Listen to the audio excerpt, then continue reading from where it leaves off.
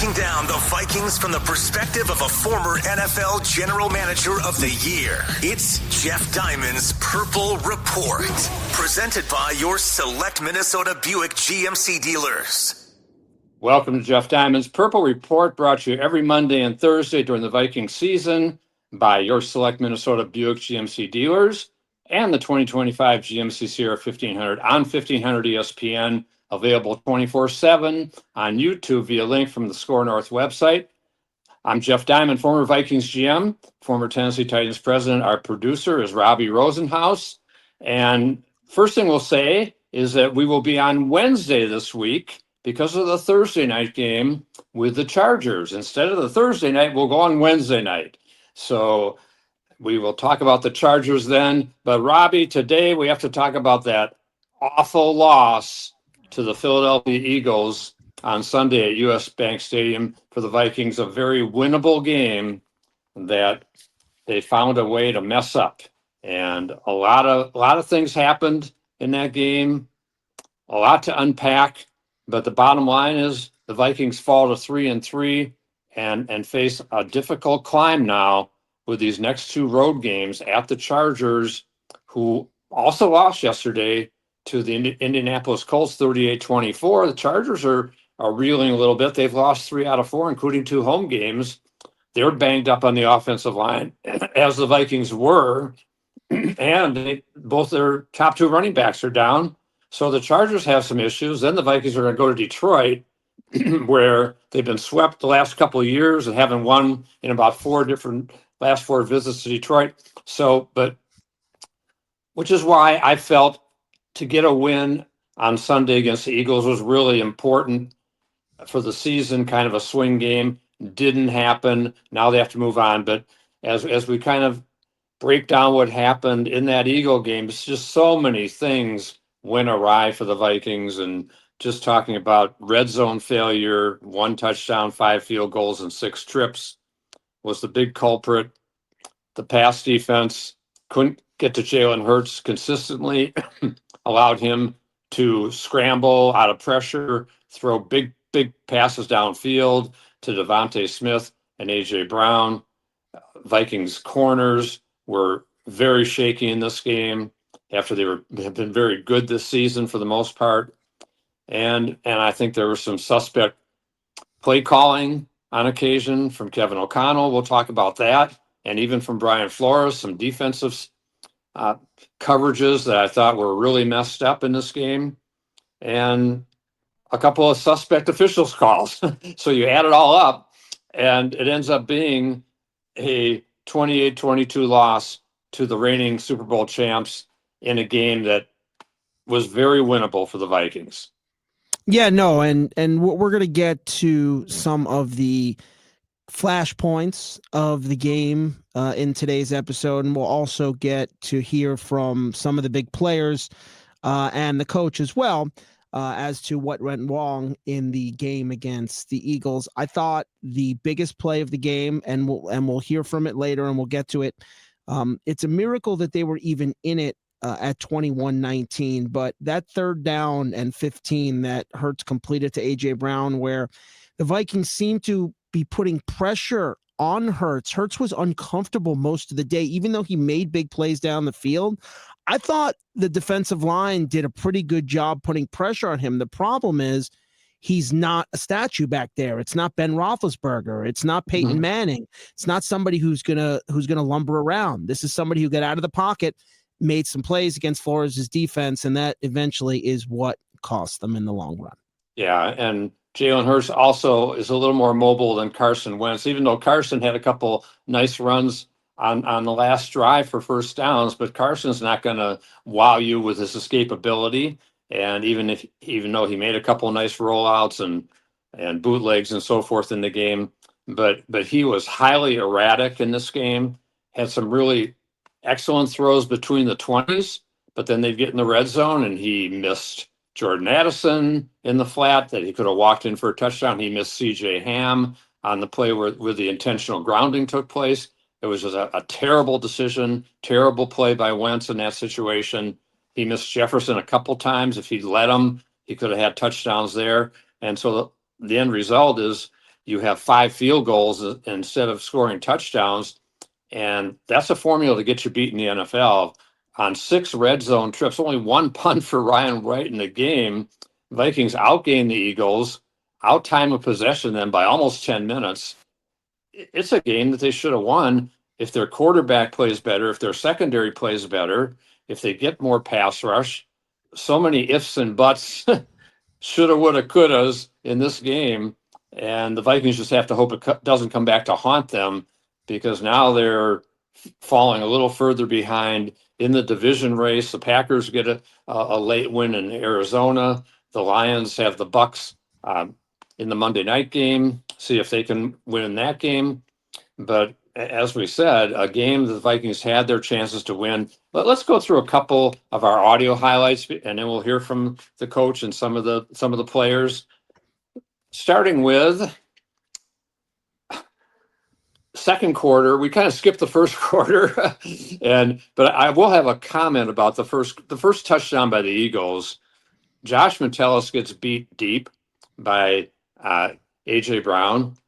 Josh Metellus is a safety and was playing linebacker for much of this game. He should not be single covered ever on a star wide receiver of the caliber of AJ Brown, but he was in that situation. And the crazy part of that, and this is where, again, I question some of the coaching calls in this game. Brian Flores sends a 3-man rush on this particular first touchdown for the Eagles, a 3-man rush, and yet they're not doubling Brown. Perhaps they were doubling Smith on the other side, but definitely not doubling Brown. And they're covering him with Metellus. Crazy. Made no sense. Maybe there was a bust by the players. We don't generally hear about that, but there was something extremely messed up on that play. But that gave the Eagles the early lead. The Vikings kicked the field goal, got back in the game. Then a really bad play for Carson Wentz and the Vikings on this particular play, second quarter, the pick six. Motion Addison. Blitz coming. Wentz hit as he throws, picked off. Intercepted. There goes Jalen Hurts. House call Philadelphia. His first NFL pick leads to his first touchdown. Now, Jeff, going back to the first quarter, what about the snap, the bad snap on third down that meant it was, fourth and Forest Lake? I mean, they had to kick a 60-yard for 59-yard field goal just to salvage anything from that drive. That snap halted the momentum. That was another play in the first quarter. I know we're going to move past the first quarter, but that was just something else I wanted to mention because I thought it was a pretty big play. It was third and medium, I believe, and it became fourth and forever. So yeah, it was one more thing. Yeah, it was a 3rd and 10 play, and Blake Brandel had a very shaky game. He played well against the Browns in his first start at center, but on this day against the Eagles, he was not good. And again, I'll question some of the coaching decisions to have him singled up on Jalen Carter, a Pro Bowl, all-pro defensive tackle on several occasions, including the pick six that we just heard. Blake Brandel, single blocking Jalen Carter, that is not a formula for success. And Carter was the one that put the pressure on Wentz. Then Wentz panics and throws when he shouldn't. Doesn't see Hunt on the play, and all of a sudden the Vikings are down 14-3. But yeah, you're right. Blake Brandel had a very, very shaky game. He gave up a sack later on a 3rd down in the red zone. Had a holding call, which I thought was a shaky call on another red zone that set them back. And as you said, the bad snap over Wentz's head that forced a 59-yard field goal, a 22-yard loss on the play. They were lucky they even Wentz recovered the fumble. So just so many things happen. As we kind of move to the third quarter, Vikings are sitting there at this point, still in the game, more or less.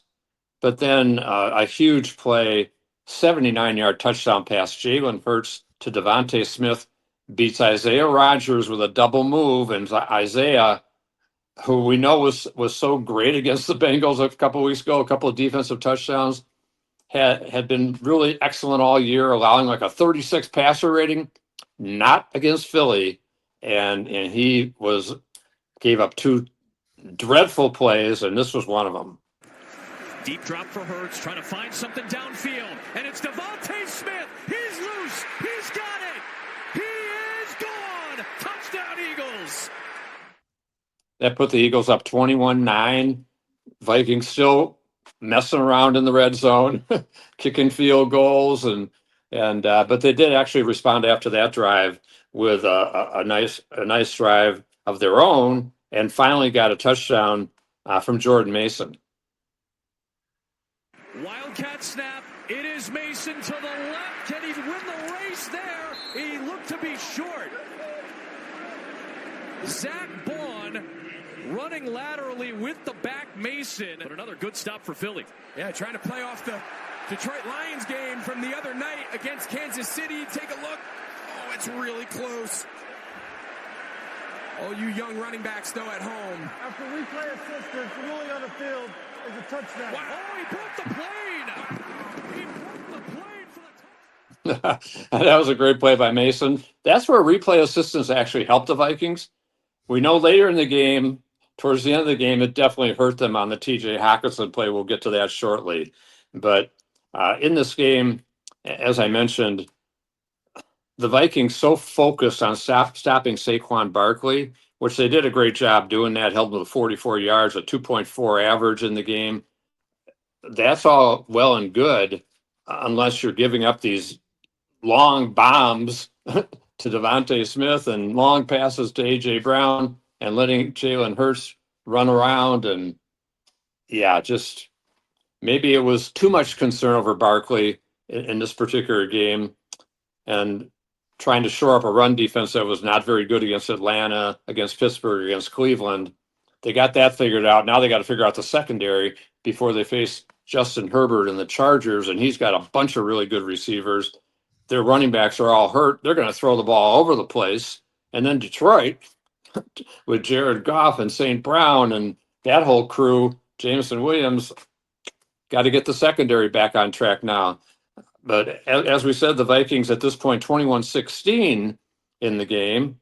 And again, they're driving, they're getting to the red zone, but can't put it in. They get a touchdown to Jalen Naylor. It's called back on a hold by Brandell, who, again, I call that a questionable call. Just kind of knocked the guy down. I didn't see a hold there, and I don't think Blake did or Kevin O'Connell did. So the Vikings at this point back in the game, but then you mentioned before, Robbie, that really, really key play, the 3rd and 13, fourth quarter, 9:09 left. And here's the call of that play, again, from Adam Amin and Greg Olson on Fox. Hurts. Collapsing pocket, got away from Turner, being chased by Turner, throws on the move. It is A.J. Brown. I thought that the receivers for the Eagles really did a great job and that was example A of coming back to the ball and playing a little bit of kind of schoolyard as Hurts escaped the pocket. We know what Wentz did, and it seemed like the receivers didn't do that for him because it looked like he had to take off a few times, especially in the second half where he wasn't finding players that were coming back to the football. I mean, he was kind of relying on TJ, and we didn't see a lot of Goddard. We saw a lot of TJ in yesterday's game, but I thought Smith and Brown, like you said there on that play, did a tremendous job of coming back towards the football. And Brown is a really good receiver when he wants to be, and he kind of daggered the Vikings there before they daggered them with that touchdown late. Yeah, definitely true. And he's a big time player. So is Devontae Smith. They're both $25 million plus a year players in the NFL. And when you're talking about players of that caliber, to be single covering them, very, very shaky, I would call, strategy. And yeah, the Eagles came in struggling in the passing game. We know that, but they had the talent to break out at any time. And part of their problem against the Giants, they didn't have Landon Dickerson. They're all pro guard. Well, he was back in this game. And I mentioned before, Jalen Carter missed that Giants game. He was back. It makes a huge difference on their defense. And so, yeah, just so many plays, as you mentioned, and in this particular one that we talked about, the 3rd and 13, when Brown does come back to the ball and Jeff Okudah can't cover him, it kind of brings me to the point, Robbie, and going into the season, and I had concern about the Vikings corners that they didn't re-sign Gilmore. I we didn't know about Isaiah Rodgers and how he would play, and he played really well until the Eagle game, but he had never been a full-time starter. Okuda often injured, often inconsistent, and they were counting on these guys.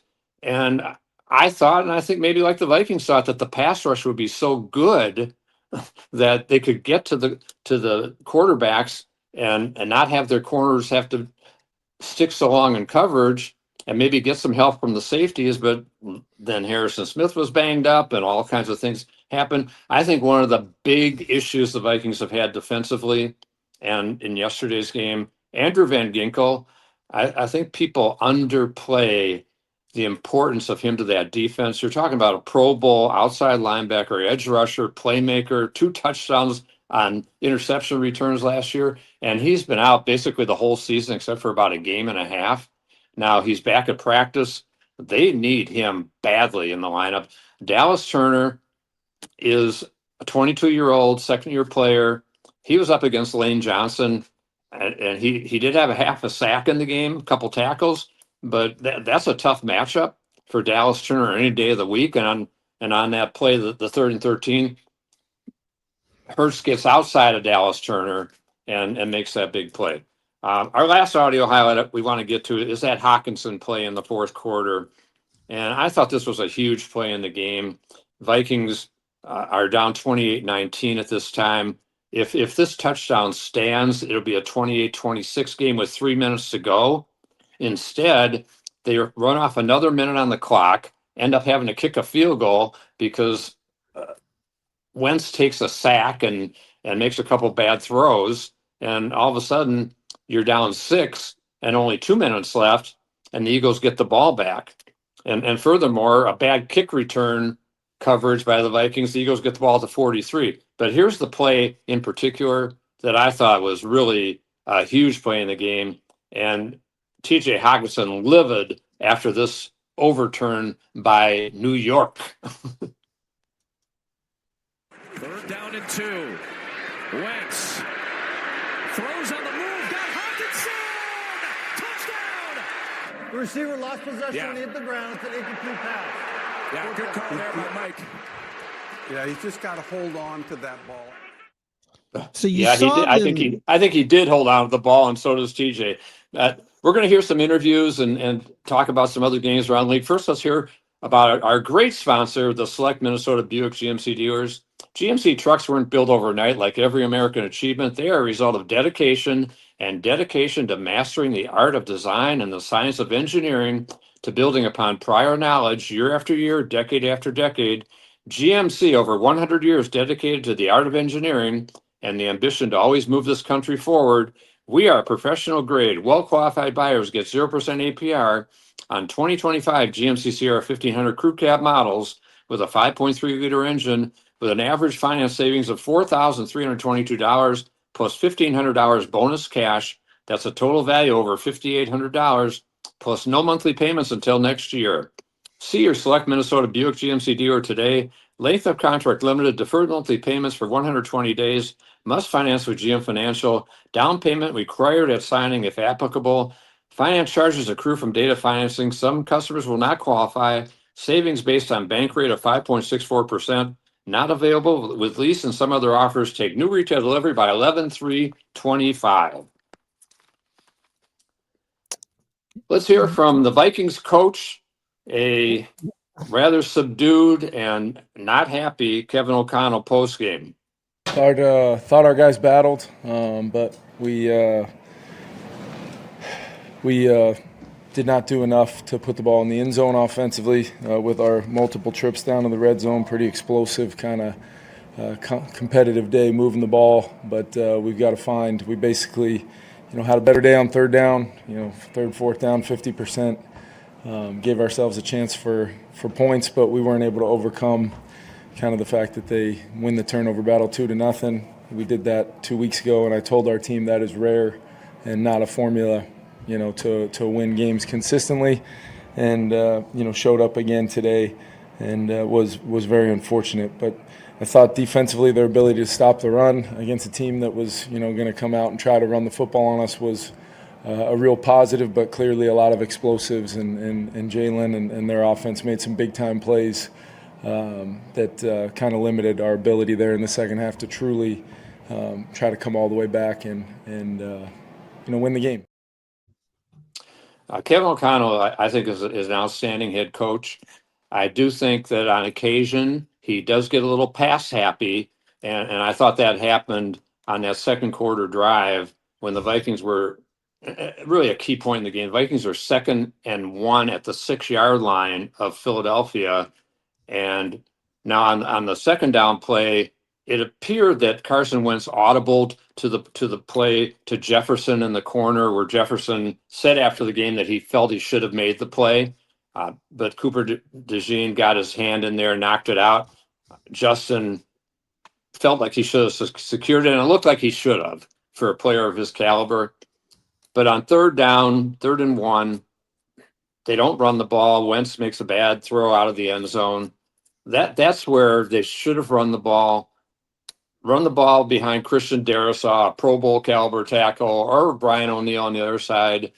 Maybe not up the middle where Jalen Carter and Jordan Davis are sitting, but 3rd and 1 at the 6-yard line, run the ball. 4th and 1, run the ball. And now on that play, they throw a touchdown pass, but that's where Brandel's called for holding, and Naylor's touchdown is nullified. Maybe if they run the ball with Jordan Mason or Xavier Scott, pick up the first down, and then you can throw it or whatever you want to do. But yeah, I thought Kevin kind of missed the boat there on a little too pass happy in that situation. So this is not only on Carson Wentz, on the secondary, on the players, it's also on the coaches, I think, in this game. And you have to give the Eagles credit for adjusting their game plan. And when they saw Barkley was bottled up, they went to the passing game and they were successful. Here is Carson Wentz talking about the pick six and the Hockenson overturn. Fully sure that guy kind of surprised me where he ended up. Obviously, don't throw it right to his chest. That would be great. But yeah, I think they had a good call. I think I got to be better and just progress, or quite frankly, just take the sack there in that scenario and not try and. I saw the guy at the last second as I was releasing the ball, and then I was looking up at the scoreboard, seeing him run. Not a good feeling. I got to be better. I got to be better in that situation, not try and force it. The guy made a good play. Can you talk us through the TJ play, and then were you surprised? Did you see the replay, and what did you think on the? I could see some of it. Truthfully, I was trying to talk to Coach. What are we doing if we don't get this called as a touchdown? So not really sure. All I know is I can throw a better ball at the end of the day. I can make it a little easier on. Yeah, I think he nailed it there. He had a chance to just lay that ball in there to Hockenson, who was open by several yards in the end zone. Don't make it such a tough catch for a player, and even if we think Hockenson made the catch, and so that was just another killer play in the game. Justin Jefferson talking about the red zone struggles. Executing those plays, those 1 or 2 plays every drive, that kind of hurts us and put us in bad positions. But I don't feel like we're still trying to find out or still trying to figure out what's going on. I mean, we understand what's going on. We have the players out there that make the plays and do what we need to do to go down and score. We just need to finish those drives. Especially games like this where we're competing against a team that just won a Super Bowl. So plays like that and making the most of those opportunities is the things that. Yeah, and Justin and Jordan Addison both were very effective in this game when they had opportunities. Justin had 5 catches, 79 yards, and Wentz missed him several times, as we know. Addison, a big game, 9 catches, 128 yards, but they couldn't get in the end zone, either of those guys in this game. A couple other observations. The pass rush again, Jonathan Grenard, they need more from him. He's only got 1 sack in 6 games. He had 12 last year, and gotta have more from him. Gotta have more from Dallas Turner. Got to get Van Ginkel back in there. Javon Hargrave, a very quiet game. He only played 36% of the snaps. They're paying him $15 million a year. He's got to make a bigger impact. Had only 1 assisted tackle in this game. And then, of course, as we talked about the secondary before and the issues that they had and have to clean up. Josh Metellus talked about the secondary after the game. This was a game where, we knew what kind of team they had. You knew they were going to try to come in and run the ball just because what we've been giving up on tape. And, we needed people in the box. So it was one of those games where, my role looked a little different than it did the first 5 weeks. But at the end of the day, it's still football. And, we were executing our early down stuff really well. I would say our third down stuff too, man. We just got to find a way to get Jalen Hurts on the ground and limit those extended plays. I think that just was a big part of the whole game. How quickly do you flush this when you guys have a short week? We got no choice. We got no choice. Mine's already on the Chargers. We've been in this situation before where we play a game like this on Sunday, go to SoFi, and we lost, back to back in 12 o'clock games. So this year, obviously, formula has to be different. We got to find a way to turn that page and get our bodies right and do whatever we got to do to get back on track. Because we're 3-3 football team now, and any loss from here is going to take us under 500, and that's not where we want to be. We're in a good division, we're in a good conference, and every game counts. Yeah, they have a big challenge ahead of them, going out to LA, short week, Thursday night. Didn't work out well last year when they played the Rams in a similar situation after losing to the Lions at home, and so that's going to be a big challenge this week, and for the Vikings to try to get back on track. They're going to hit a team that has injury issues on the offensive line, a running back, but they can throw the ball all over the place with Justin Herbert and his receivers, Keenan Allen, Quentin Johnston. We know they've got players on that team, so that's going to be a huge challenge. Let's hear again from our great sponsor, the Select Minnesota Buick GMC dealers. GMC trucks weren't built overnight. Like every American achievement, they are a result of dedication. A dedication to mastering the art of design and the science of engineering. To building upon prior knowledge, year after year, decade after decade. GMC, over 100 years dedicated to the art of engineering and the ambition to always move this country forward. We are professional grade. Well-qualified buyers get 0% APR on 2025 GMC Sierra 1500 Crew Cab models with a 5.3-liter engine with an average finance savings of $4,322 plus $1,500 bonus cash. That's a total value over $5,800 plus no monthly payments until next year. See your local GMC dealer today. Length of contract limited. Deferred monthly payments for 120 days. Excludes residents of Pennsylvania. Must finance with GM Financial. Down payment required at signing if applicable. Finance charges accrue from data financing. Some customers will not qualify. Savings based on bank rate of 5.64%. Not available with lease and some other offers. Take new retail delivery by 11/3/25. A couple other positives from the game in a very difficult loss. The penalty area, the Vikings were much better than they've been. They came in as the most penalized team in the league. I've only had 3 penalties for 30 yards. As I said, a very questionable call on the hold against Brandell.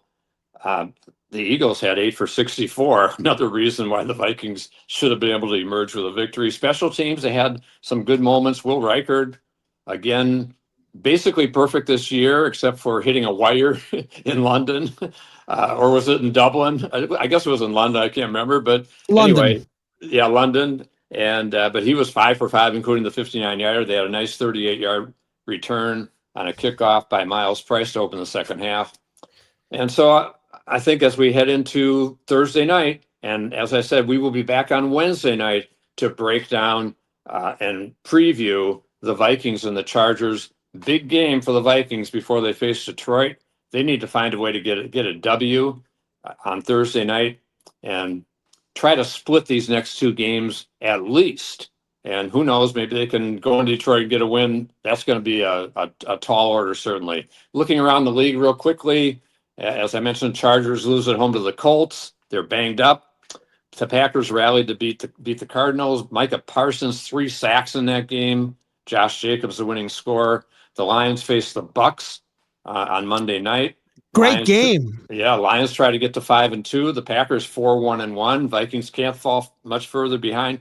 Chicago Bears kind of taking advantage of an easier schedule as the last place team last year. All of a sudden, they've won 4 straight. They're 4-2, and they lead the NFL with a +11 turnover ratio. So good things happening for the Bears. And as I said, we will be back on Wednesday this week to preview Vikings and Chargers. This has been Jeff Diamond's Purple Report, brought to you every Monday and Thursday, and occasionally Wednesday this week during the Viking season by your select Minnesota Buick GMC dealers and the 2025 GMC Sierra 1500 on 1500 ESPN, available 24/7 on YouTube via link from the Score North website. This is Jeff Diamond with Robbie Rosenhaus, and we will talk with you on Wednesday this week before Vikings Chargers.